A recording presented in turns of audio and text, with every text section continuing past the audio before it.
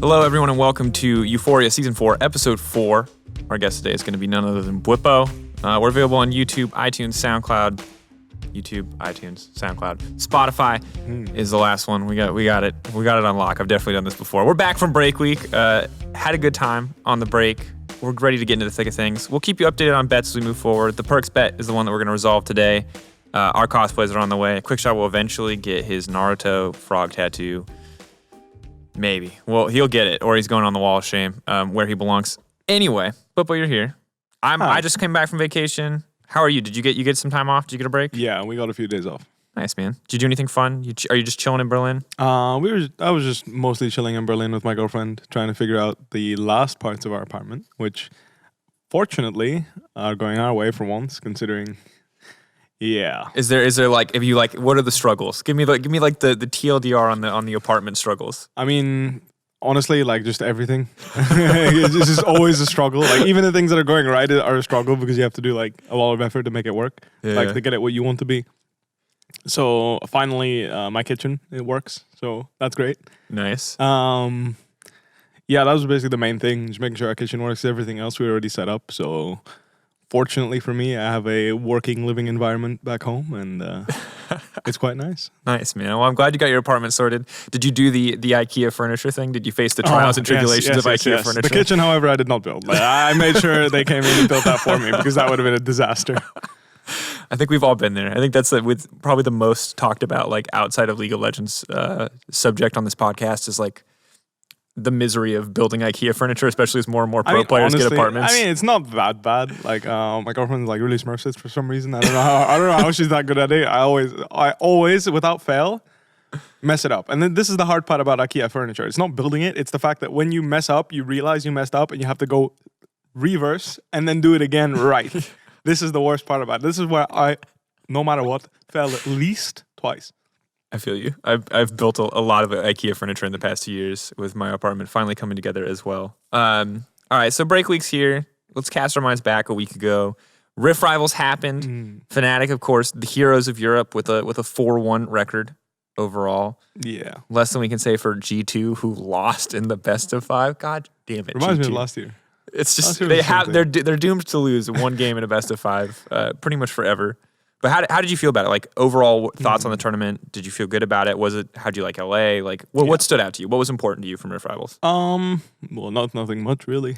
Yeah, I think my biggest problem with the tournament is that the reason why it started was to encourage more international competition, which is a reasonable thing, right? Fans want to see more international competition, see how the regions stack up against each other. But then you have a format where we fly in to play 3 best of 1s and then a best of 5 where you get maybe 1, maybe 2 games. So you're basically flying in for a whole week to play a minimum of 4 games and a maximum of 5. And you're just like, is that really worth it? Like, just from that point of view alone, I'm not going to talk about the jet lag or anything like this. Is it really worth to play 5 games? Is that even accurate? Can you tell? So from your perspective, was it worth it for you? Did you get? Oh, absolutely not. I mean, don't get me wrong. Like, I think I got over the jet lag and whatnot. It's just you get pulled out of your rhythm, right? Yeah. The whole system you got going for you, what hours you're practicing, just everything really gets changed. Even and to a little extent, the meta, right? Like NA teams have a different idea of what they think is good, and you have to adapt to that as you go. So, in general, you just get kind of nudged out of the competition and put in a different competition, and then you're just hoping when you go back to fit in that you're still where you once were. So all in all, I don't think it's a bad idea. I just think the execution is awful. I think if anything, Rift Rivals should be treated as something like MSI. Yeah. In the sense that maybe you have teams 2, 3, and 4 compete. You know, and then you have straight after MSI Rift Rivals with teams 2, 3, and 4. That way, the first place team also gets to take a break or a longer break. And in that sense, the idea of more international competition makes sense because you already see the number 1 teams competing, but now you also see number 2, 3, and 4 competing, right? Because that was the initial idea behind having Rift Rivals be a thing, is international competition. So, yeah, maybe the quality won't be as good as MSI in terms of high-level League of Legends, but that's not the point. The point is people want to see how the lower end teams are doing at that point in time. I'm personally a fan of the Thrift Rivals pitch where it's teams like 8, 9, and 10. Oh, yeah. I mean, that could be funny too, but I feel like that's like... That's low-key BM. No, not at all. I mean, it's just more like, I feel like at that point, you're making it more of a meme, which is like where we're in the middle right now. We're like in the middle of, okay, we're bringing good teams, but we're not taking it very seriously in terms of competition. At least that's how it feels, you know? The 2v2s for the side selection, I feel like that's just fan service. That's not really actually a thing. That is absolutely fan service. But that's what I'm saying. So like, if we're gonna like chuck in that much fan service, which we are right now, right? Yeah. There is a lot of fan service going on in Rift Rivals, then you're not really making it a real thing, and at that point, I think you can just chuck in places 8, 9, and 10 and just go in for the laughs, right? Or just have games, or just have us play Earth or ARAM or whatever and just call it a day. Yeah, it does. I agree that it floats in this weird space between like all-stars and a serious tournament. And I'm not a super big fan of that, but I do think that like, I think that definitely we'll see if it improves in the future and what the decisions are around it, because it's in an awkward spot. I like that it's international competition. With IM Katowice no longer happening, I like that something kind of took the place there. Yeah, for sure. And it was more compelling in the past when Europe wasn't smashing, but when you end up in the situation where one reason is like head and shoulders better than the other, it's an even bigger feels even bad. Then, I think it's important that there's more games. Like at least that way there's upsets possible, right? Like even now we all like I think every EU team lost once at least, right?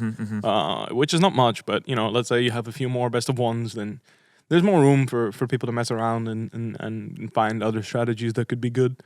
So all in all, just bigger volume of games if we're going to move there anyway. Like I think we could have doubled the games per day, or like we could have spread out the games and had one, maybe at least one more play day where we could have had another like 4 or 5 games, and that would have been more worth it because that way we play like what 5 or 6 games per team. So are you talking right now, just to clarify, are you talking right now from like a tournament aspect? Like this is what you think is better for the tournament? Would you have enjoyed that more as a player? Would that have made it better for you? Obviously not. Like, I mean, don't get me wrong. Like, I have nothing against it. It's just the fact that whoever has to move is basically kind of getting trolled. Because they're the ones that have to go change ecosystem, if you will. Yeah, for sure. And you have to find scrims against other teams. With, like I explained, right? It's different meta, different this, different If you're Origin, you lose your much, luggage. You have to. Oh yeah, I lost my luggage too. So. Oh no. But yeah, it's just with all the inconveniences that come with it, it's kind of annoying. Yeah. I would rather play it on a LAN event, and I would rather like just take the 100 ping. Like I'll just do it. Like I would much rather this and just bang out 5 or 6 games and just call it a day than have to spend my entire week doing that, because it felt bad because, you know, like I said, I was getting my apartment together and I just got pulled out of that rhythm as well. Yeah. You know, I didn't get to see my girlfriend either, and it just felt bad. Like I didn't really feel like I was going there for a real purpose either. Yeah. So I couldn't even tell myself, you know what, I'm leaving home, and you know, I'm leaving her at home for a good reason. I'm just gone I'm just there to basically get bragging rights that no one actually cares about. That's the thing, right? If the tournament had some kind of prestige to it, I would get it. But I'm not going to walk up and be like, or put it on my resume, Rift Rivals 2018 and 2019 champion. That is not something you do. No one cares. Okay. Well, that's just embarrassing, really. Like, if winning the tournament is embarrassing, I feel like there's a problem. All right. Well, I love, thank you for being so open about how you feel about the tournament and also suggesting alternatives. I think it's always cool to get like pro perspective about like what you think actually makes the tournament better, and also you taking a step back from your personal opinion, which is just like, I don't want to go to this thing. I mean, but I'm glad that you got the off week. I'm glad that we took the break week, and that while I know it is like an inconvenience and it does pull you out of your life, I'm glad that you did at least get the time to put your kitchen together and hopefully go back into the normal swing and it's normal also just solo schedule. queue, you know, like, I mean, not gonna lie, NA solo queue is awful, right? Everyone knows, and half of the reason is the ping. Don't get me wrong, I don't have anything against the players or whatnot, you know, like, honestly, in terms of quality of players, like, yeah, people say the difference is huge and whatnot, but at a certain point, you know, people are gonna run it down in both servers. That's just how it is, in every server, really. So, just the ping, man. Like, it's just so demotivating. Like, really, the 60 ping is that big? No, but it's just like, it's just really frustrating when you know it hit you, right? When you know it actually made a difference. Like, for example, you're playing against a Sejuani, she chucks her ult at you, you try to flash it, it doesn't go. Or Alistar combos you, and you obviously can flash this, right? Yeah. But because of the ping, you're too late and you die. And it's just like, well, that's just really shit. That's just really, really shit. I didn't need to die there, and that completely influenced my game, right? Like, it made a huge difference when normally in a lower ping environment, I should be able to handle this, right? I can flash this. And that's what feels bad, because sometimes they're in crucial moments. Like, let's say you have a 35-minute game, Alistar flash combos you, you're ready to flash it, ping comes in. Well, that's just not doomed. cool. Like, that's just not cool.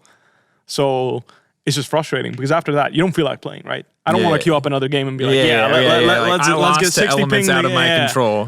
Like, again, you can argue, oh, you should have pre-flashed it. What's this? Like, what is that? No, I want to react to it when I see it. And if I don't have ping that's low enough, I can't react to it. I have to predict it, which is a skill in its own right. But it's not something I want to rely on when I know I can react to it. All right.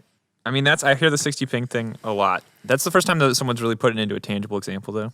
Yeah, but that's like good, right? That like makes a lot more sense, because obviously, what are you going to train the skill of pre-flashing that you would never use on a stage? Exactly. I don't want to predict that the enemy starts flashing in on me, then flash nothing, and then have him flash on someone else, and then lose the fight. And that's just like, oh well, that sucks. All right, well, did you at least like LA? Did you have like good food? Did you have give me like one positive experience from your trip? Other than good food? I mean, you can give me good food. What was the best food you had in LA? This time around, honestly, I didn't really go out of my way to get like great food or anything. I just had some of the local stuff. I think like the biggest difference between LA is definitely the portion size. Yeah. I feel like that's America in general, though. Yeah, for sure. As an American. Let me test my portions are. If you get a small portion, you're confused. You're like, did I order an appetizer? Like, what is this? Yeah, I mean, it's all around. I'm sure it's a nice place to live, but I feel like the biggest problem I have with it is that you have to move everywhere by car. I feel like Europe has this huge advantage where you can walk to wherever you want and you're going to be fine. Or sure, it might be transport. It might take 10 or 15 minutes to walk or 5 minutes on the bus, but that's much better than having to get an Uber or drive around the entire time, especially for someone that doesn't really like cars. Like, I don't mind, but after like 3 or 4 car rides, I'm pretty much... Me and my stomach agree. Let's not go on another car ride. No, I agree, dude. I get super motion sick. I have to sit in the front seat, and I'm that awkward guy sitting next to the Uber driver, not talking in the front seat. I mean, honestly, that is the advantage. I think that's one of the nice things about LA is that everyone's more talkative, and you can actually have a decent conversation with the driver. Yeah, German cabs are their own special brand of but it's also language barrier, right? I feel like some of them do try to talk to me in German, and I'm just like trying to puzzle a sentence together. I definitely puzzle box a sentence. You're like, I'm gonna just jam some words together and hope for the best. Yeah, you're right. That's not their fault. That's our own. But sometimes I agree. They are also. It goes both ways. Yeah, they also really love to just intermittently slam on the gas and the brake. Like they either have to hardcore accelerate or hardcore brake for everything. German cabbies, this is for you. All right. We'll leave it there. Rift Rivals, we'll call it a meh overall. Maybe not the learning experience or the international competitive experience you wanted it to be. But in local news, before you guys left, you're coming off of a high. You beat G2 quite handily. You solo killed Caps. It was a wonderful thing to watch. And before we talk about, he kind of just entered into you, didn't he? Before we talk about that match, what it means, where your team stands, you won me a bet, right, Mr. Man. You're the clearest example because you solo killed Caps. And now we get to dress Perkz up, and we have a box of props over here. So if you'd like to join me, we can dress up our brand new Perkz cardboard cutout. You have 3 now. We're building a collection. By the end of the year, maybe we'll get a bet. We'll get a bet with you. Caps he's a 50-50, you know? He was Fnatic and now he's G2. We need another Fnatic member. I guess. We gotta get Nemesis. We get you. We need a top laner up there. We're trying to build a full team. We have 2 AD carries, which is a mistake. So join me. All right, let's go. What's the best we got?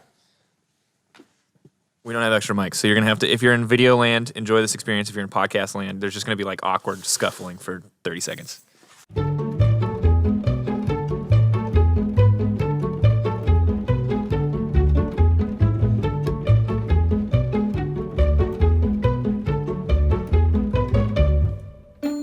That's most you can ask for. All right.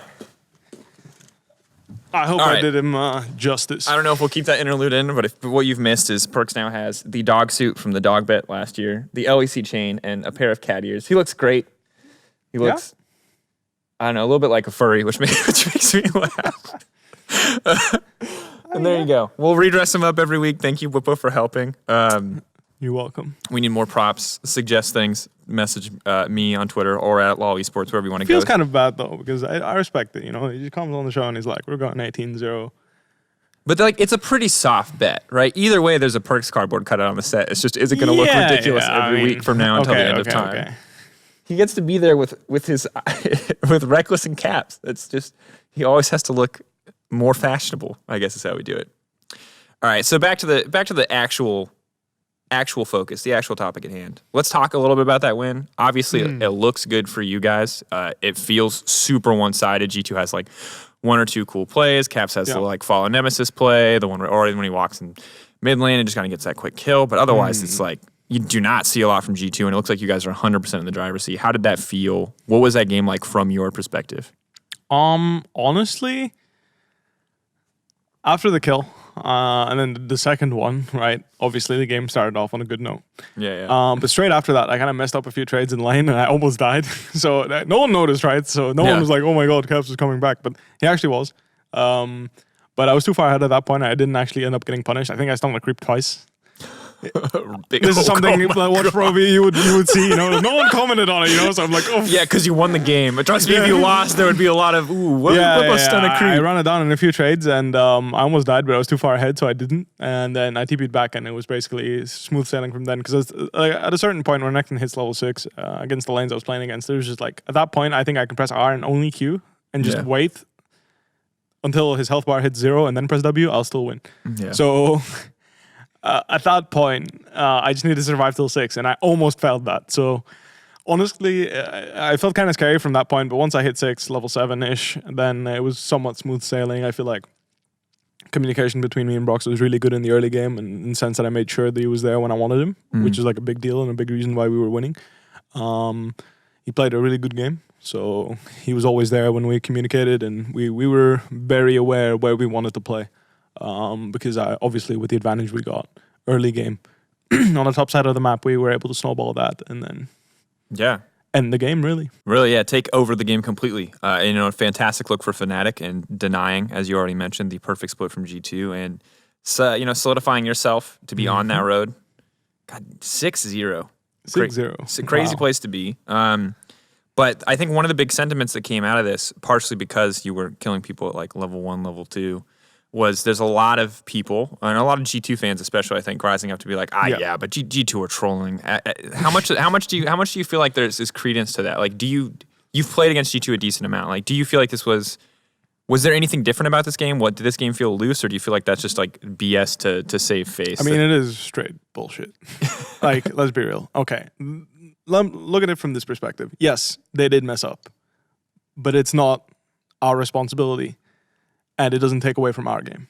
Yeah. Just because they played not very good doesn't mean that they are void of responsibility for the fact that they didn't play good. Right? Yeah. That is what I think my problem is with that argument. I agree, they didn't play a good game of League of Legends. You're not supposed to die at level 1 on any champion, really, in any matchup. And again, I did it too. I don't know if you remember the Sinch game.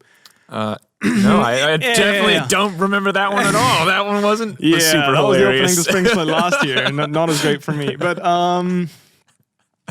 you see, like, again, it is 100% my fault, right? And that's what I'm saying. It is 100% their responsibility not to have mistakes like that happen. And at that point, you can say, they didn't play a good game. And I agree, you can say that. But saying that they were trolling or playing for fun is just stupid. They just didn't play well. You can end the sentence there, and you're not lying. You're not making anything up. When you're saying that, they're trolling or they didn't take it seriously, I think you're just making excuses. Yeah. I'm sure they were trying to win that game, and after a certain point, they realized, you know what, this game is really down the shitter. We're not going to win this one. Sure. I can see that. I fully respect people admitting that, and honestly, it's true. That game was doomed. Yeah. But they didn't load into that loading screen thinking, you know what, let's take the piss and see what happens, and maybe I'll get solo killed level 1. Haha. That didn't happen. I refuse to believe that they went into that game thinking, let's lose this one. So looking at that overall, I think that now coming out of that, the biggest discussion that we're just going to continue to have, whether it's on the broadcast, whether it's on like Reddit or Twitter, is who is the best team in Europe right now, right? And inevitably the discussion is pretty much exclusively Fnatic versus G2. I think a lot of people still consider Origin a contender, but obviously they don't have the games to show it yet. They've had a pretty difficult schedule. So what's your take? Do you feel like, I think best of 5 is always the easiest example to decide who the better team is. So do you think that Fnatic can beat G2 right now? I think we can take games off of them, but right now I feel like they have too much under their sleeve. I think we need a bit of, I don't want to say cheese, but you know what I mean when I say cheese, right? Yeah, you like, need something special. Yeah, you need we need some extra stuff. We have a few. Like I think we definitely are ready to to take on a team in a best of 5. But again, I think that saying that we're confidently going to beat them in a best of 5 right now is a bit of an overstatement. Maybe right now, if we played right now, I could see it happen because again, they're not 100% on form either. That said, it's just a matter of meta, definitely. Because again, we did just come out from, we're in the Sivir Xayah meta, or were at least. I'm not sure how that's going to change with the Essence Reaver changes and whatnot, but that's obviously advantage for us. So all in all, it's just a matter of where's the meta standing, how much value can we get from our important lanes, because all in all, I think that in terms of solo lanes, nothing should happen. Yeah. I don't think Nemesis is going to break under caps or anything like that. I think it can handle him just fine in lane. Same goes for me into Wonder. I don't think it's a discussion of who is the better player at that stage when you actually match up against each other. Sure, one of them could be, like, you can make the argument that Wonder is a better top laner than I am. I can 100% agree with that based on history. But I don't think the difference is big enough that I'm going to be a liability for my team. That said, it just depends. I think there's a lot of factors outside of the game that will definitely influence a matchup like this, where if the players are good enough at a certain level, that draft actually makes a difference. Because I feel like this is an excuse that a lot of teams have, right? It's like, the draft is bad or this or that. And I personally don't like looking at draft for this reason because, again, the draft is a problem. It can be a problem, but is the draft the reason why you make X huge mistake, right? Sure. You can blame it on that, but is that really why you made that mistake? Is usually the problem I have with people blaming the draft. But in this type of matchup, I can see that having a good draft or a winning draft will obviously be good. I think for me, the thing that's interesting about draft is so often people are like, we had a bad draft here. But it's like one of G2's strengths from an outside perspective is people can talk about these crazy champion pools and how great it is. But the reality is that just gives them such a huge advantage in draft. So when you say like, wow, Grabs outdrafted that guy, I'm like, well, yes, Grabs has 20 more pieces on the board than that guy. Like, if Grabs doesn't outdraft that guy, well, maybe not always, right? Like, that's the exception, though, right? Like, it feels like G2 comes in with that distinct advantage in draft. And obviously, once again, meta can change this. It's a new patch. There's new picks. But G2 has, at least in recent months, always had the edge in terms of what they're willing to flex, what they're willing to put in crazy positions that just haven't been seen yet. Well, that's the thing. And I think that's a big deal. But it's also finding the right answers into it is important. Like, they're going to pick a Kali. Like, if they pick a Kali Aurelia, like, at this point, it's not really a surprise, right? Yeah. I don't think I'm the only person that knows Renekton does well into both. I'm surprised I'm the only guy that picked Renekton into it. People really like Rumble right now. You forgot. We're a Rumble region now. Yeah, but it's like, you know what I mean? Like, I get it, right? You want to beat G2. Like, you want to win. Can we at least acknowledge that winning early game is the important part of beating G2? Because again, I don't think they're a bad early game team by any means, but they're definitely not a team that wins through straight early game. They win through laning phase, and this is not something that happens straight from the early game. They don't just smash their lane in 5 minutes. No, they do in 15 minutes, right? Yeah. So if you can pick a lane that can do the opposite, that's going to be pretty good for you, right? Because again, honestly, their strongest point is mid game, in my opinion. They're scary in the early game because again, they're draft.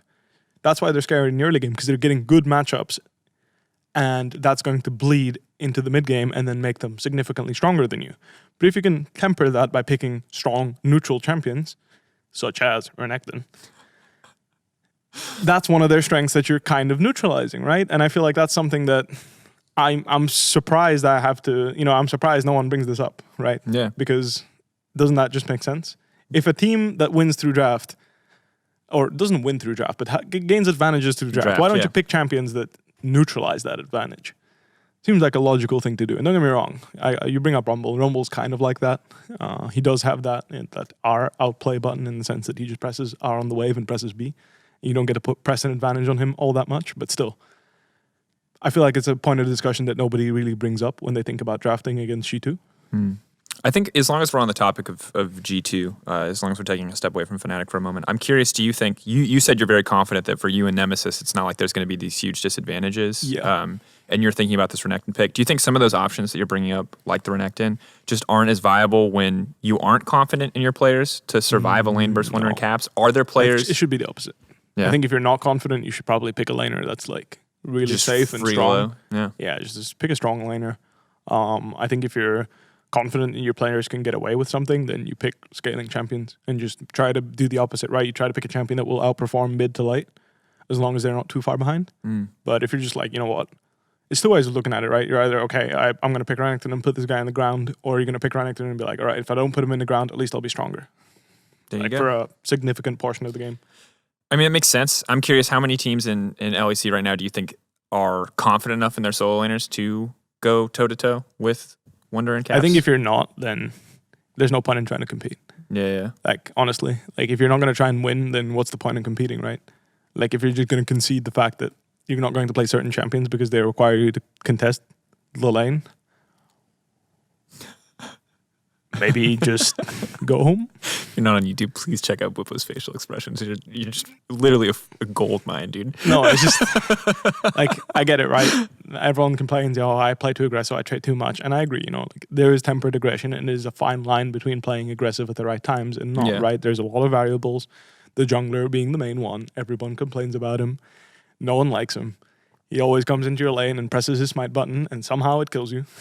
But ultimately, it is necessary to contest in this game, right? And it takes a good player to know how to contest, and it's a great player that knows when to contest, right? I feel like that's how I always told myself how to play the game, is if I know how to contest, I'm a good player. If I know when to contest, I'm a great player. So then, talking about you, I mean, you talk about that kind of concept, kind of playing. It feels to me more like playing to win as opposed to playing not to lose, right? Yeah. Like playing to try and find those advantages.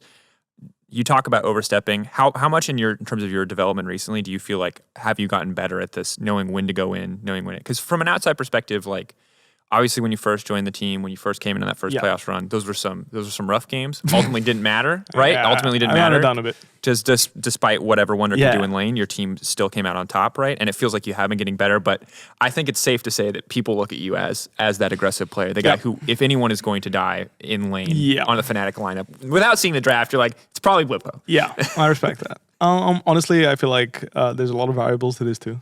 But ultimately, I admit that, like I said, I think it's the when that's the hard part, and I feel like this gets harder progressively as you play the game and you get to a higher level. There's more to it, right?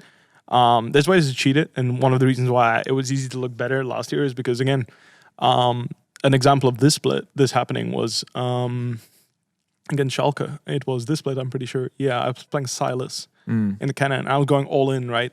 At the same time, every single lane on my team went all in. So let's say my all in went completely to shit, right?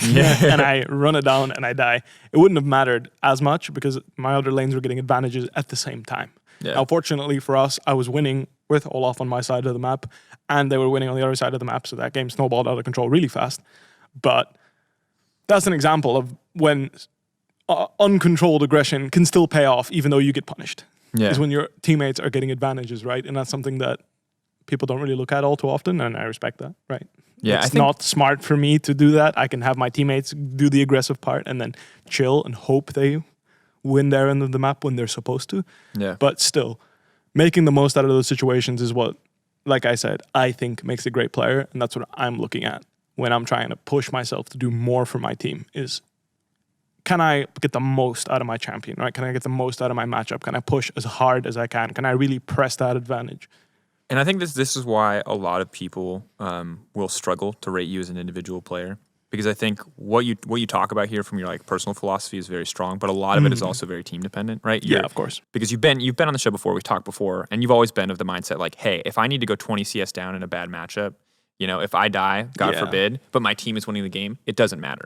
Right? Ultimately, it is inconsequential. And I feel like that philosophy, right, is like very team dependent. It makes it, obviously, while it is been very successful for you over the course of your career, right? Like, say what you want. Obviously, you've been on a team that has been, outside of the start of last split, very good. It also makes it very hard for me to go, and for a lot of people to go like, Bwipo, going toe-to-toe with Wonder. Perfect every time. Because you have these games where it's like, Bwipo's going in. What a god. Bwipo's going in. Oh my god, what is he doing? Why? Yeah.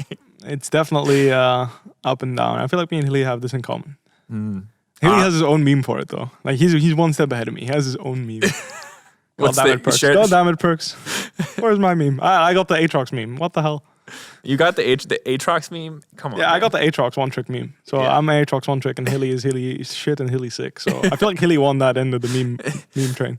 I honestly, like, to be fair, though, from a spectator perspective, to take it out of the analysis sphere, I would always rather have players that have two extremes than players who are, like, consistently inactive. That is one thing that I never want to see as a player who doesn't take risks. So, I mean, like, I think not taking risks is good if you have risk takers on your team. Like you and Hill is saying. Yeah, exactly. I think that a player like Reckless and Nemesis, I don't consider them to be risk takers, and it's a good thing because again, if they were, then honestly, I fear for our consistency because me and Hilly obviously.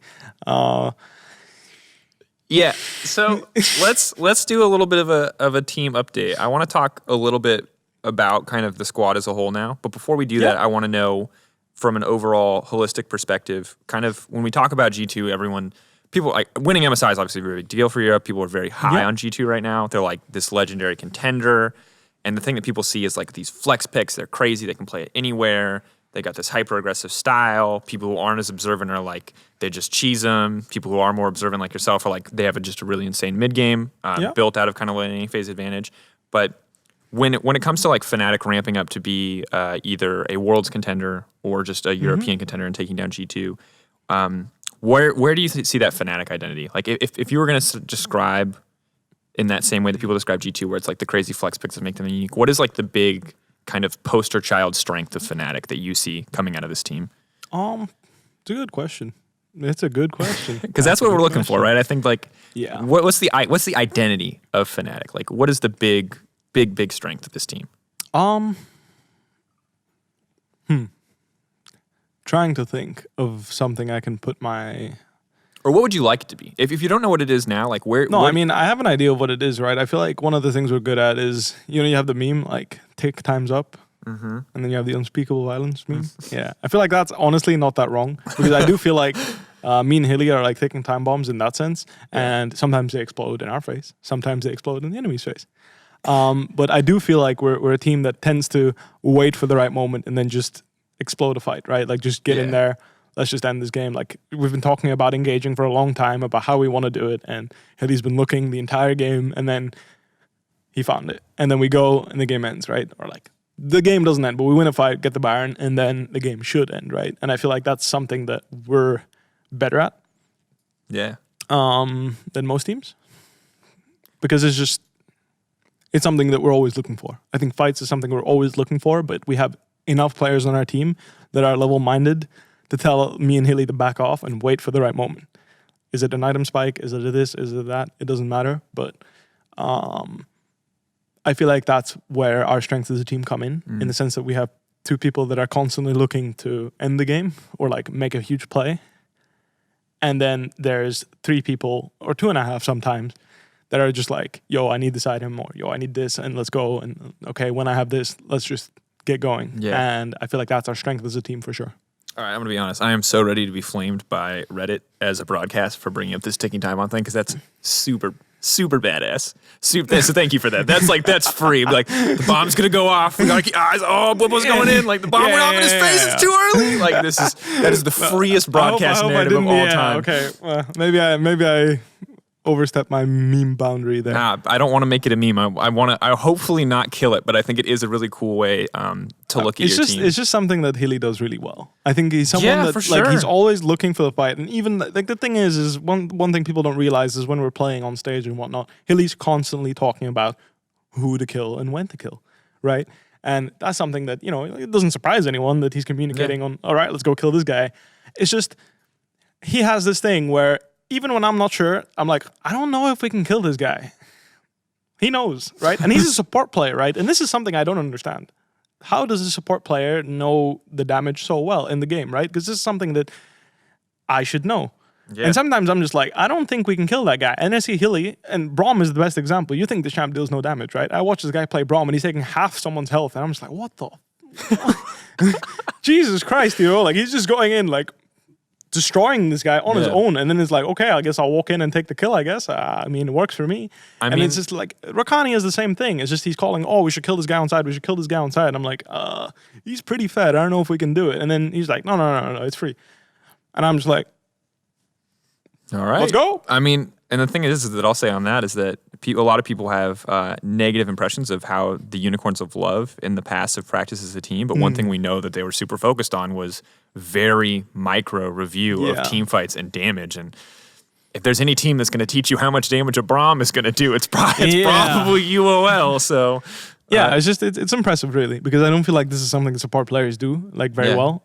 Is like knowing when they can kill someone, right? They know when they can engage a fight, but they don't understand how much damage in the game is possible on a certain target. And I feel like he's always very, very much right on the mark. Even in the times where it's like barely, I feel like he's very good at judging, all right, we're going to kill this guy, or probably not. I feel like, I'm not sure if he has a Dota background, but I feel like that's something a lot of players got from Dota that they don't appreciate much. Because the scaling's different, right? And auto attacks are just important no matter who you're playing. Yeah. Whereas I think that a lot of players, when they first get into League, just push their buttons and assume that's all they need to do and forget about how 50 damage can actually add up if you're hitting people 3 or 4 times over the course of a fight. But I mean, good to hear. Looking at the team holistically now, I mean, in the past, I know Caps was this hugely vocal member. Yep. I mean, we've heard it in the comments, you hear it in the replays, this guy is constantly talking. So I'm wondering, is Hilly stepping up to fill that gap, or was Hilly always kind of this talkative, communicative member? I mean, like, honestly, like, don't get me wrong, I don't feel like he's, like, taking control over the communication in the sense of that much communication. It's just, like, he's very clear in giving options to the team. Like, we can go kill that guy, or we can do this, and if not, we can just chill or wait. I feel like Nemesis has been stepping up in communication a lot. Together with Broxah, and I feel like that's like the biggest difference. I feel like compared to the last split to now I feel like our communication as a whole has gotten a lot better, and we have a better understanding of what we want to do and how to do it. So in general, I feel like the entire team has stepped up, really. I mean, just props to everyone on my team. Like, everyone's stepping up and doing better. So you're 6-0. You beat a theoretically undefeatable G2 from an outside perspective, at least how it looks. So in general, I think we just had a good... had a really good offseason in the sense that we got our shit together, if you want to put it that way, and just talk to each other about what needs to be done. Coaching staff set some good examples and what we want from the team and whatnot, like extra office hours, make sure we're more with the team together, and I feel like it's all paying off. So just need to keep it up, and hopefully it will work out for the rest of the split. Really, like that's what we're looking for, right? We do want to have a good split, right? And again, I don't talk about 18-0 because I don't feel like that's something that's the lesson I learned from last split. The lesson I learned from last split was get every win you can get, right? Yeah. Just focus on every single game. No more like big long-term, big picture goals. You're just kind of keeping focus on what's in front of you. Yeah, of course we want to hit first, right? We want to get first. We want to get second for sure. Like, this is a guarantee, and obviously first is the way to go, right? We want to be first. We want to have the mental advantage, even, you could say, going into the playoffs. But no matter what, you have to make sure that you get every single win, because even last split, if we won that one game against SK or whatever, and all games that were winnable against Vitality or any of these games in week 1 or 2 even, we might have been able to play a tiebreaker against OG and then potentially been able to tiebreak for second place, and then it looked completely different. Yeah. I mean, you guys, I think, I like that you're having kind of a more humble, more reserved approach. I think you've had obviously just kind of like a wild up and down career experience on Fnatic, right? Like, because there was the period in time where you and Brox were here, and it was like very emotional, very tough. And then there was just like 3 months prior to that, right before you guys were going to Worlds, where you're like, literally, me and Hylissang, best bot lane. No one can touch us. We're like untouchable. We're the best. Everything is amazing. We're taking everybody on. Yeah, no, I mean, I felt that way because I feel like, honestly, when you have a really strong support player, it's easy to be really confident, I think. Yeah. I feel like this is why Perkz has a lot of confidence too, and it definitely stems from the fact that the guy you're laning with, he's the shit. He's the shit. People have to respect this guy. If they don't, you're just gonna end up killing them somehow. That's how I felt when I was playing with Hilly, is especially in lanes where he had like the control. Yeah. Zyra Khan is one, right? Everyone was like, I remember this specific game where everyone was flaming G2 for banning Zaya. instead of Vladimir. Yeah. I'm sure people might not remember that game. I do, of course, because it was one of my best Because you Vladimir were games. practicing Xayah. It was one of my best Vladimir games. But yeah, I was practicing Xayah, and when I was playing Xayah, I would get double-digit kills, right, in scrims and in solo queue and whatnot, and I felt like I was doing nothing. Hilly would just tell me, press W, and I would give him the buff, and then I would get in range, and then I would root them, and they would die, and I'm like, oh, that's pretty nice. Like that seems rather unbalanced. Yeah, let me know if Hilly needs a duo Yeah, partner. yeah. So it's like I feel like I was just following his lead, and every time I messed up or whatever, we would just talk about it. And I feel like that's just having that type of like synergy is something like it's something that's just really nice, and it gives you so much confidence in the sense that it doesn't matter what lane we're going to play as long as we focus on ourselves and do what we know is right. We're going to be able to compete against anyone. Yeah. So from your perspective now as an individual, things have been like good, right? Like SOAS is no longer in the picture, but I do want to very briefly kind of go back, right? Because obviously for a long time you were fighting for your spot essentially, and there were some like obviously like we're gonna play SOAS in these situations, we'll play Bwipo in these situations, and from everything you've told me, it doesn't feel like it was that combative. But do you feel like a difference in your motivation as an individual in the context of this team now that you don't have a player behind you? I mean, honestly, like I told my coaching staff this already, and if they could find a suitable substitute or even starting player that was better or, could be better than me, I fully support that. Honestly, I don't see the point why I would restrict my team from getting a player that's better than me, right? I do want my team to win, and I fully support the fact that we're aiming for the first place. We're trying to be the best team in Europe, and if that takes getting a new guy in, I don't see why I should be the guy to have the ego to say no. Yeah. Now, don't get me wrong. If they put in some guy that obviously wasn't going to cut it, I would have no problem with it. But I also would expect them not to have expectations that were silly, right? I wouldn't want to share scrim time with someone that was clearly not as good as me, right?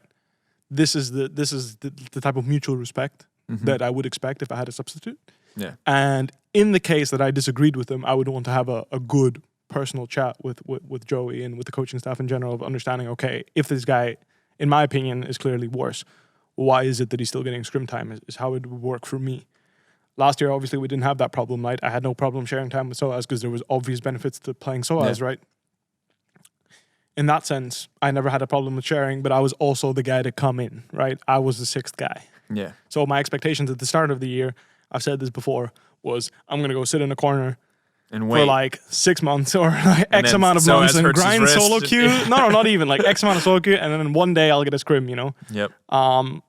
Since day basically two, I think I got scrims 1 game a day, and it helped me build into the team and helped me be the player the team needed me to be, in the sense that I was able to just have an unbiased look on, okay, what does the team need and what does my coaching staff want from a top laner. And that's, I think, the biggest strength I had last year, which is, again, something that I would absolutely love to have this year, right? If I could just see some other guy play and I'm like, okay, he's playing these champions and this is not working out, or he's playing those champions and this is how my team wants me to play them, it would be much better, right? Because even right now, let's say I'm playing Aatrox, right? I'm having great games on Aatrox. It keeps working. I'm not going to look at Aatrox and be like, maybe my team doesn't need this type of champion, right? Yeah. Maybe it'd be better if I was playing, let's say, Gangplank, right? And I was trying to support my team, or a Shen, or whatever, right? When you have an extra guy playing, then it's not as much as dependent on you playing a certain champion really well and making it work. It's more, you have a bigger sample size and less personal bias to it. I'm never going to tell my team, like, oh, I think this champion is really good because I'm just really good at this champion. I'm always going to be like, okay, it works for us, right? And this is kind of the Aatrox story from last split. It's just, if I got it, I would play it because it was just a champion I was good at. It was a champion I was comfortable with. But now that I think back, and even during the best of 5, I asked my team, I'm like, guys, against OG, is Aatrox really that good? Like, is that what we really need right now? And everyone told me Aatrox is not the problem. And I'm still not sure. Was it the problem or not? Yeah. Should I have played this type of champion? Well, even if it wasn't a problem, was it like actually the best pick you was it the best we could have done? And I feel like having a substitute puts this way more into perspective and allows you to understand that further than a personal bias. So for you, if there was a suitable person, ego and starting aside, so it would help your development, you feel like, having that person beside you? Like, for sure. I think, if anything, if the guy's better than me, I'm learning from him. Yeah. And if he's not, then he can either point out things that I'm not doing perfectly or not doing right, or I can do better. And it also makes me, it forces you to pay attention to the small things more as well, right? You can't just get away with, like, for example, not communicating teleports. Like something as small as this, right? Like if there's a substitute and this guy is like perfect in communicating teleport and your team is like, that's really nice, right? Like we always know what the teleport situation is. Then I'm going to be like, oh, I probably should do that too. Right? Yeah. Whereas now it's something that like floats, right? It's like, oh, one game I forget about it, let's say, and they're like, oh, well, we didn't know what the TP situation was, so I didn't really, that was kind of annoying. You should fix that, right? And then it floats a bit, right? Yeah. You fix it or you don't. Yeah. But if there's a substitute and this guy, without fail, does this, even if he's worse at everything else, your team is going to catch on to that. They're going to be like, you know what, this guy, he makes sure we know, so I want you to do the same thing. And that's like an example of one of the small things where it's like, even if this guy is just strictly worse than you, he can still give you something that your team can appreciate. And it's on you to implement that into your game strategy. Yeah, and I mean, I think I totally understand that. Just like we run in the same thing as casting, where you forget little fundamental things where you're diligent. And I think competition does, as much as we are totally. As long as it's healthy. As long as it's healthy. Agree. Can't obviously be unhealthy. And now I swear to God, I'm not trying to trap you into anything, but let's talk about the Broxah-Dan situation. I got you. No, yeah, I swear this wasn't just a giant lead up. Yeah, it's just like, I think it's a thing that's on a lot of people's mind. And I know that from what I've heard, from what I've watched, in Life of Legends and across, it seems like Dan is contributing greatly in scrims. Yep. It seems like things are generally going well from him. From what we've seen on stage, hasn't been good. Mm-hmm. So what is not you as a representative of Fnatic, but from the Bwipo perspective, like what have you seen that's gone down? Why do you think this has come into fruition? What is your perspective on the whole Broxah having a sixth man now behind him? I was for it. Yeah. Right? I told Broxah that I fully support him, and I don't see a reason to replace him. Mm-hmm. I think if anything, there would be a minimum of one more split, right? Yep. Like if anything, I don't think one split is enough to justify benching a person. Mm-hmm. So I even told him myself, like again, even if I bench me next year, I expect this split. I want to be able to prove that I still got it, right? Yep. Sure, spring split was not good. We undershot. We just weren't as good as we wanted to be, as we needed to be. And third place was not where we wanted to be. So in that sense, we messed up on the results end.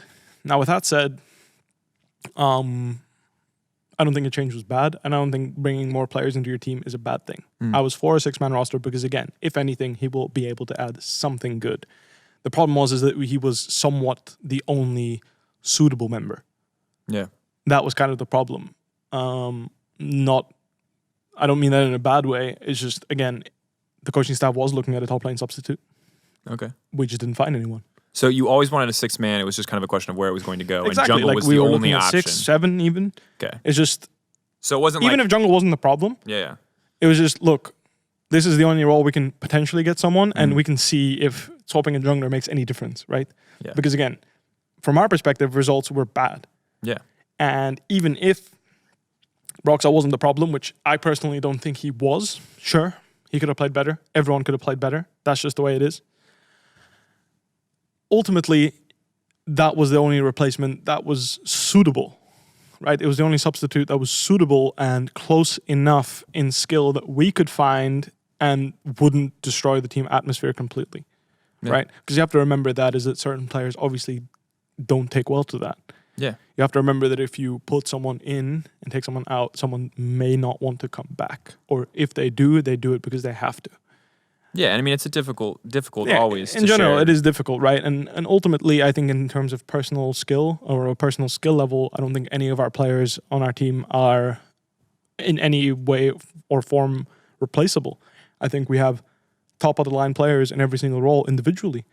And at that point, it's a matter of, let's see if mixing and matching will make any difference whatsoever in performance, or it will help us understand our team further. And that's what we tried to accomplish with putting in Dan. Again, if we found a top laner that was, in our eyes, suitable to be like a suitable replacement to me, we would have. It was just the difference between all the players we could find, as well as other factors that were calculated in. Dan made the most sense. Yeah. So let's talk a little bit about Dan. Obviously, I think the people who are not excited about Dan being there will take the 2 games from Rift Rivals and hold them against him. He had an okay Jarvan game. He had a pretty rough Rek'Sai game. But ultimately, I don't think it's a big enough sample size to draw any major conclusions. But I'm curious, what's your perspective from behind the scenes? He talked in Life of Legends about how he feels like he's offering a lot of kind of supporting insight. Do you feel like he's kind of in that role? Sure. Like, again, I feel like I can see what I was doing last year in resemblance. I can see myself in the way he's trying to support his team, and I think it's a very positive thing, and I think he's doing that job really well. I just feel like there's too big of a gap in performance on stage, which is ultimately the crux of being a substitute. I had this too. Last year is, again, can you really bet against the guy with the history? Is that a wise choice?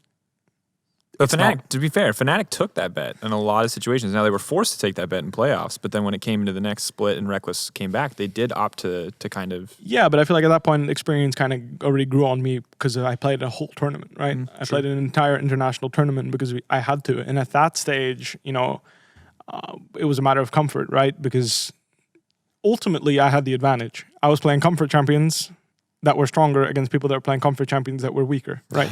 So in that sense, it's not like I played something like I played against people that didn't really know what they were expecting, to be honest with you.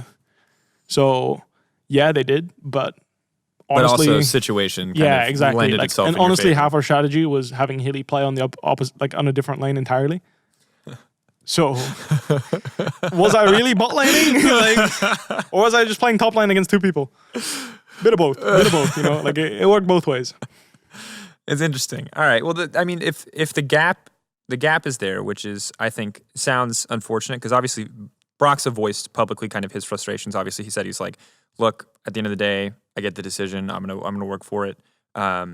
So I hope to see that be like a healthy competition. Do you feel like that environment? Do you feel like the environment is in a good place right now? Do you feel like it's 90%, 80%? I mean, I think we're getting there, but I think communication is like a vital point in having a substitute, and I feel like this is where we're somewhat messing up personally. Yeah. I don't want to go into detail because I don't feel like that's something that is justifiable for my teammates. I think fair enough. I think communication between the substitute, the player, and the coaching staff needs to be rock solid. Yeah. You need to know 100% what you're expecting, when you're expecting it.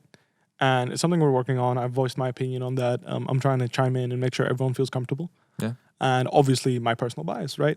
As to who I prefer playing with and when and whatnot. And, if we want to make a 6-man roster work and get more out of Dan, what I think we need to do to make that work and whatnot is all things I've communicated, right? And whether I'm right or wrong is we'll see, right? It's a decision ultimately the coaching staff makes. I can't make that decision for them. I don't have the qualifications, if you will. Also, that shouldn't be made by exactly. you. At the end of the day, if it's Bwipo made this choice, it's going to feel really weird. Chime in. I'm just like, all right, this isn't this. And then, if you need me, I'll be here. But I'm still focusing on myself. I want to make sure I'm doing it right. I'm doing what I need to be doing to be performing. Because again, I feel like I'm on the right path. Yeah. Fortunately for us this summer. So I hope I can just remain diligent and focus on me. Yeah. Speaking of, if you have any good ideas for Bwipo memes, positive, we need one good version of Bwipo and one bad version of Bwipo. Similar to, what is it? What are the Hilla saying once again? Oh, yeah. Hilly Because I remember shit. there's craps and claps, obviously, which is the Cavs. Hilla shit and Hilla sick. Hilla sick. There you go. I don't think there's any ones for me. You can think. Well, someone out there is a creative genius, and we'll think of one for you. We'll find out. Two more questions on this subject, and then we'll move on to our last portion of the day, which many people have submitted their OPGGs for. So I'm doing OPG reviews? We're going to do some quick reviews. People have asked for specific things. Advice, flame, we'll get to it in a second. Overall, right now, do you feel like you guys learned a lot last split? It feels like you personally have grown a lot, and it sounds like the team is generally getting better. There's obviously some tension with the Dan situation, but that's understandable. If Fnatic starts to lose, if things start to go south, if you start to lose games, do you feel like you've learned enough from last season not to kind of go into the spiral that we saw you guys going into? Or are you worried with this like new tension of having a 6th man that like things could get pretty intense pretty quickly if you guys start to lose games? It's hard to say. Like, I feel like it depends on how it impacts people. Yeah. I think ultimately it's not that hard to get out of the spiral. You just focus on one simple fact. Play good League of Legends. You Honest say to that. It took God. you a while to get out of the spiral last split. But that's what I'm saying, because honestly, I felt like the focus was not on playing good League of Legends. Yeah. The focus was on different factors, on different things. The attention gets diverted, right? Ultimately, if I'm focused on playing good League of Legends, if Brox is focused on playing good League of Legends, if Nemesis is focused on playing good League of Legends, and so forth for the whole team, then we're going to play good League of Legends. And this is a philosophy that I've been trying to follow, is the sense that, yes, when I'm playing a competitive game, I can rely on my teammates to tell me what's going on, but I can also, much like solo queue-esque, see what they're doing myself and respond accordingly myself, and then communicate how I'm going to respond accordingly. It works both ways. And I think ultimately, to make the best possible team, you have 5 players that are doing this. Now, the communication needs to be very clear, and you need to agree on what you're doing. But I don't think a team where people don't want to take responsibility, where, let's say, for example, I die top lane because, I'm like, okay, I want to contest here. I'm going to contest. Can you be here? Right? And the answer is floundered or whatnot, or miscommunication. Then it is a shared responsibility, in my opinion, on Broxah to tell me no. But ultimately, it comes down to me. Yeah. I should have been able to see that he wasn't coming. So I stopped trading, or I stopped doing whatever I was doing, or I back off. Much like, let's say I'm looking for an engage and I see that my teammates are not ready to follow up. It's on me not to make that engage, rather than be like, I was communicating, I wanted to engage, and no one was there to follow me up. Yeah. Yes, I can be like that. And yes, we will learn something and our team will be able to grow stronger because of it. But in the end, I have a minimap, I have a camera, I can look for myself before I engage. Is it hard? Sometimes, yes. Still, that minimum of responsibility is an ownership I feel like every player has to take. The same goes for every role, every player, everywhere, because that's how you're getting better individually. When you're doing things that you're not supposed to be doing, you are doing more than you're supposed to be, right? Yeah. And that's what makes you exceptional. If you are taking into account your players, like the players on your team's decisions, as well as everybody else's, you are responding to the game. You are playing that specific game. You are making decisions based on what's happening in that moment. You're not waiting or expecting something. You see, you react, you make the right play. Hopefully. Right. And that's the learning curve, right? Making the right decisions when you're playing is obviously what you need to be able to do. But this is what I think is peak performance. Man. Hello. Someone clipped the speech out. That's like the greatest, once again, solo queue rallying anthem I've ever heard. Also, it works in competitive too. I like the philosophy of individual ownership, of taking responsibility, because I do think that even you see it in solo queue, and it doesn't surprise me that it echoes its way into pro play as well, because for the longest time when I was really bad at League of Legends, I was the guy flaming the jungler. I was the guy why isn't my support trading better? And that just doesn't get you anywhere ultimately. Like I'm saying, right? It's easy to be like, oh, why didn't I needed my jungler here to unfreeze this wave. Why didn't he come to unfreeze it, right? Well, again, it's shared responsibility at that point. I don't want to hear my jungler tell me, oh, but you should have told me. It's like, yes, I should have. I agree with you, but you should also take responsibility because you could have seen it too. This is what I want. Yeah. Right? And this is something that I'm trying to get, I want people to understand, because this is how we both get better. And then it isn't about the team, me, or you. It's all three. We're all getting better. Right? The team's getting better. You're getting better. I'm getting better. Perfect. Nice. We're getting the most out of the situation. And now, ladies and gentlemen, thank you, Bwipo, for your insight into Fnatic.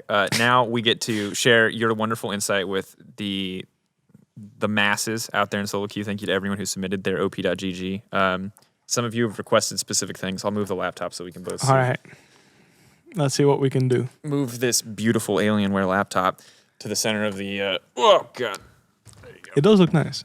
It is an absolute beefcake, though, Bwipo. That's what I'll say. It is powerful, and it is, I'm a little intimidated about it. I'm moving the microphone, too. I'm sorry, headphone users. Okay, so this is the problem, is that we're kind of positioned far away. But so we have a bunch of people. I asked you to submit your OPGG. I promise only unhelpful advice. But this first person, shout outs to you. My God, I have to lean over to read this. All right. We have not positioned ideally, team. And I just accidentally closed Twitter. All right. We're just going to say your league name. I'm sorry if you have a different Twitter handle. And no, OPJudgeGG, I don't need your notifications. At Gatto, he has a Dignitas icon from season 3. Respectable. That's commitment. Gatto he said, I think "roast me, daddy" was his exact tweet quote. I see. So let's dive in. I'm moving closer again. Sorry, camera guys. We might have to be on the wide for the rest of this one. All right. So first off, for those of you in podcast land, let's look only at ranked solo. Let's look only recently. Yeah, One, you play a lot of brand, which I feel like is already questionable. But you have a 67% win rate on winning. brand. He's winning doing it. I mean, honestly, this guy, I don't feel like this guy actually plays support, though. So he's clearly a support main, but I don't think he actually is interested in playing support, given that he has a Zhonya's and a Liandry's in bot lane. I mean, honestly, like, when you're at that MMR, you might as well, you might as well just be an AP carry. Because I don't think anyone is, like, smart enough to stop you from being an AP carry. So you might as well just abuse the fact that you're an AP carry. I feel like you're going to piss off a ton of... No, but that said, I feel like, he plays Lee Sin and Warwick, I see, and I feel like maybe you should take the blindfold off when you're going into queue. Because I don't think he should be queuing jungle. Considering he's winning about 40% more of his games when he plays support, so maybe... 100% win rate on... 100% support presence recently, 55% win rate. Yeah, I mean, he's doing better, right? I mean, I feel like this is what I don't understand. When I was climbing, like, it was really simple for me. I would check my OPG just like this, right? And I'm like, okay, I have this guy has a 67% win rate on Brand, 60% on Morgana, and then 65 on Karma. And then you think you're funny playing Thresh, Lee Sin, and Warwick. And it's just like, why? Thresh is at 44%. Like, okay, look, don't get me wrong. If you want to just int it, like... I'm sure there's a different queue for that. Like, if you want to learn new champions, fine by me. Like, I was the exact same. Season 3, I played 1,500 games of solo queue. I was grinding for my life, and I played right about every champion, right? I was really, like, I wasn't really interested. I was just playing for fun. But if you're actually trying to climb, which I imagine this person's trying to do, maybe he's not, right? Yeah, maybe he he's got not. plat at one point. He wants to get back to plat. He dropped, right? He dropped. Yeah. But let's be real here. Why don't you just play Brand, Morgana, and Karma, considering you're winning playing those champions? I agree. Gatto, that's your advice. That and probably, get a Fnatic icon since Bwipo's here to give you advice. Oh, this guy has a Fnatic icon. Putum Flan. That's probably something in another language. I apologize for that. Or it's just random gibberish. This is hard. This is where I don't actually know. Putum Flan. We're going to go rank solo here. All right. First observation, Mr. Flan, is that I noticed that your ranked 5v5 flex stats are fantastic. And your high elo and flex, you have an 82% win rate on Sivir with 11 games played. But when we dip over to your solo queue stats, we go right down to 58%, and your KDA is like cut in half. Nice. Are you, sir, getting carried in flex queue? That would be my first question to you. Could be the case. I mean, the first thing I noticed is the dirty Lux abuser. And again, if you want to get LP, I mean, by all means. For some reason, this champion still hasn't gotten nerfed, so just pick it. Tell Riot. Just Saying pick it. loves it. It's great. It's fine. This champion is so disgusting. I get so triggered. You already revealed to the Riot guy. I think it was some guy. I was like, okay, when you're trying to kill someone next to Lux, it feels like you're trying to kill 3 people at the same time, and it feels exactly like that. It was the best description I've ever heard of trying to kill someone with Lux next to them. Like, it feels like you're trying to kill 3 champions. Like, it's so disgusting. This champion is straight disgusting. He does have a 67% win rate on Lux for the record. And I mean, I'm 6 surprised it's KDA. only that high. Like, that's what I'm saying. Like, this champion is just straight unbalanced. Malzahar is also in the right direction. Just press a button, kill people. So do you want more AD carry, or do you want more like support? Probably Lux? give up on Israel though. I don't feel like that's working out for you. Poor Putin Flam. 0-6 on Ezreal. Stick to being a dirty Lux abuser, I think is the lesson here. I mean, Zaya winner was good. No, was that the guy? Yeah, I don't know. I just accidentally closed it. We're doomed. Whatever. It's fine. Rowan, our first diamond player. Rowan, avid contributor, tried to link someone else's OPGG, and now we're looking at, all right, that's not really a jungle game. Let's get into the ranked. That's not what we want to see. No, he doesn't even play the game. Don't play ranked, Rowan. Yeah, start playing the game. Play ranked. You have one Mordekaiser jungle game in your history right now. I think he tried to abuse and get some LP, but didn't really work out for him. No, did not. 6 or 9, 8 and 3. Jesus Christ! I mean, I'm gonna like. You lost to Kane? Well, I love Kane, but Kane's not a good champion. Honestly, I don't think he's terrible.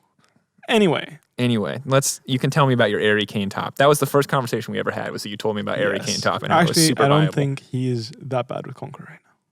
If you have a good matchup, you could probably play. All right. You could probably play. I'm not guaranteeing it, but I'm saying you can probably. I know. You're talking jungle right now. A few months ago, Chovy was playing it in Korean solo queue, and he was doing quite well. I think it's good into Kane tanks. top. No one's Kane going to top. put Kane top. He was playing it against Irelia and whatnot, and he was actually pooping on people. So just throwing it out there might be a thing for you. Anyway, that said, this guy should probably reroll his role completely. I don't think AD carry is the way to go. Don't get me wrong, AD carries don't feel good to play at all right now. Like, I agree 100%. I don't think they're in a great spot as of right now. For context, he has like an insane amount of AD carry games played. Sorry, Ron. Yes, and his win rate is not what it needs to be. Not so good. But the Vladimir win rate is quite high, so maybe more Vladimir. Maybe it's Vladimir bot, maybe it's Vladimir autofill, and he's just abusing a champion. I don't know. But my point is just let's just try and leave AD carry for when the role is irrelevant in the game past the 4-item point. Because I think that's the problem right now with AD carry is it just feels really bad. Yeah. Like, the games where people walk into you and you get to do what you want, it feels kind of good because you deal a lot of damage. Don't get me wrong, AD carries do deal damage right now. I don't feel like the problem is that they don't. I feel like the problem is more that they don't have much influence on the game other than killing minions. Which, you know, if killing minions and towers and neutral objectives, that's what I was looking for, is your goal in life, you should probably just play a jungler that does that and kill champions. You could do both. AD carry players. Play Twitch jungle. Be toxic. Gank at level 2. That's my advice. What? You can gank level 2 on every champion in the game. People just don't do it.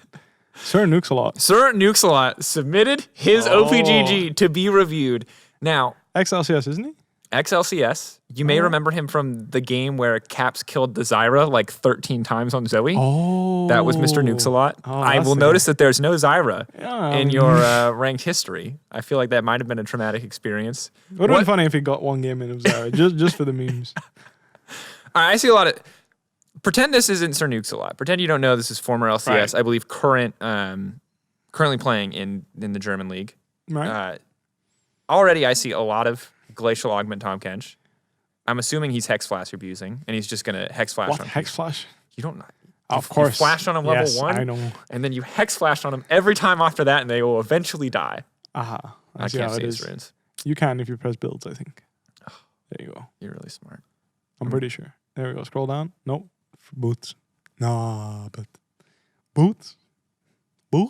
Nuke. Where is the aggressive player who's going to leap in? You have so many Alistair. One, you die a lot. Well, his KDA is pretty good, no? What? 7 deaths? I don't know. What do you look for? No, I mean, on average, his KDA is good, no? His average KDA is he's good. He's KDA player, no? Yeah. Is he a KDA player? Look at his KDAs. That's screams KDA player. All about 4. They're all green or blue if you're an OPG fan. I'm a gray KDA warrior. I have gray KDA. I wouldn't be surprised if you and Hillisang are both gray KDA warriors. I'm a gray KDA warrior. I've always have been. I don't know. I just run it down, I guess. All right, so Nukes a lot is our final one since we're out of time. So let me have a quick discussion. Let's scroll up. I do feel like the champions that require fingers aren't quite working out. I feel like the champion... to be fair. He's got somewhat. He's got but 53%. Is that really working out? His most successful Tahm Kench is Braum. I'll just say this right now. If you're a support player and you want to enter LCS and your 2 big picks are Tahm Kench and Braum... I mean, Tahm Kench is good. They're both good champions, man. But like, I want players who know how to push limits. And while you've just described to me how Hillisang... Is testing limits. Test your limits. Play more. Great KDA warrior. No, I mean, again, I don't see it as anything wrong with his OPGG. I just think that the champion pool is a bit outdated. I think he's playing comfort champions more than pressing new champions. I feel like Nautilus is also a comfort champion for a lot of players because he's like a champion that comes back here now and then, and you don't really forget how to play Nautilus, right? Nope. But I feel like, the lack of Pyke and Rakan. I mean, again, Pyke is a bit of a niche pick, but Rakan definitely a champion you need to master because I feel like when this champion is in the meta, he's one of the most disgusting champions in the game. Always, yeah. And he's almost always going to crawl his way back. So I think Rakan is just a big... Like, honestly, half the reason why G2 and Fnatic are the strongest teams is because they have some really sick support players that are really good at playing these big playmakers. So I feel like if you want to be able to compete with those guys, you got to grind a lot of those, like a lot of those playmakers. And honestly, we've heard rumors of the Bard, right? Is he coming back? Is it a champion? Please. It's possible. I think he's not a bad champion right now. I'm not sure where he stands, but I think that this type of meta is really good because support players will be able to shine. But it also feels really bad to play because Jesus Christ, these champions are disgusting. Like, Bard takes like half your health on his own at level like 5. 1. Like, at level 5? Electrocute. Yeah, but like, you're like level 7 to level 5, right? And this guy just like, or whatever he does, Yeah. and then you just feel like a truck hit you, and then you're just like, what the? Yo, that's really not balanced. So it just feels really bad to play. Not to mention his Q is like the most annoying mechanic. I'm not going to say anything other than that, but it feels really bad. All I'll say is it's with how coded it works. correctly, but when it feels like it stuns you and it's BS, it's coded that way. Yeah. You're just wrong. If you're flashing It feels after really the Q bad. is... Yeah, no, not even that. It's just like sometimes the walls don't really, it feels bad. No, but I think he's a great champion. It's just, I think that the support meta right now is going in that direction. And I think in general, if you want solo queue, for sure, you should play champions like this because they're really strong. You're duoing with your I'm assuming lane partner in Kedui, and if that's how you pronounce his name, I have no idea. I've been potentially butchering it. And you're playing Tom Kent Israel. Yeah. Nuke is the only pro player I think to submit. Although a lot of people did submit like random pro players. GG. They submitted Faker. They submitted Broxah. They're like, can you help me with my Silas, please? Apparently, Broxah doesn't have a great win rate. All I'll say is, one, if you want to play Tom Kent, put a Hex Flash on that bad boy. Free boots are great, but please just kill people in lane. This champion does so much damage. I don't like free boots. I would do a stopwatch usually because I feel like when I'm playing Tom Kent top lane, yes, I have indulged in the abuse. I just like having my tier 2 boots early, and run someone down, just make him feel miserable. Like, cause that shit's disgusting, man. Like, oh my god, as push velocity, you hit the tongue lash, it just feels dirty. It just doesn't feel right. It does not feel right. Like, I think honestly, if they want to balance this champion, just make it so you can't refresh your stacks with tongue lash only. Yeah, I think that's a really important deal.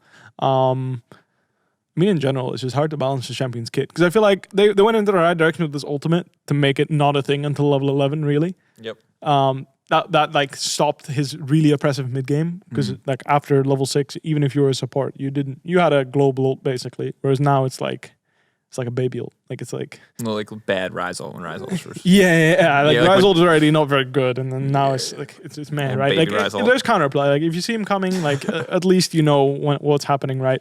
So I feel like they went in the right direction with the ultimate, but right now his power and trading just feels really unfair. So abuse it. Maybe play top. Just in general, I feel like Grey Health mechanic is really stupid. Pyke has it as well, right? It just feels really, really bad to play against champions that you feel like you're killing, but you're really not. So in that sense, he doesn't regen as much, so thank God for that. Thank God they changed that a while ago, but I feel like Grey Health is just a really shitty mechanic to play against. I don't like it at all. Like, I know it's his thing, and I know it's Pyke's thing, but can we not? All right, that's a formal balance request. Damage would like to feel permanent. Nerf healing, nerf weird shielding. Yes, healing as well, and shielding as well. Like, Lux, please, can you stop? Like, just stop. It's a desperate plea. All right, Bwipo, thank you for coming on. This has been episode 4, season 4 of the Euphoria podcast. If you want your OP Judge GG reviewed, maybe I'll do a few more afterwards. I don't know. Anyway, thanks for coming. Thanks for watching. Bwipo's playing Splice and Vitality this week. Yes. You can catch him Friday, Saturday, respectively. And we'll see you guys for week 4 of the LEC. See you.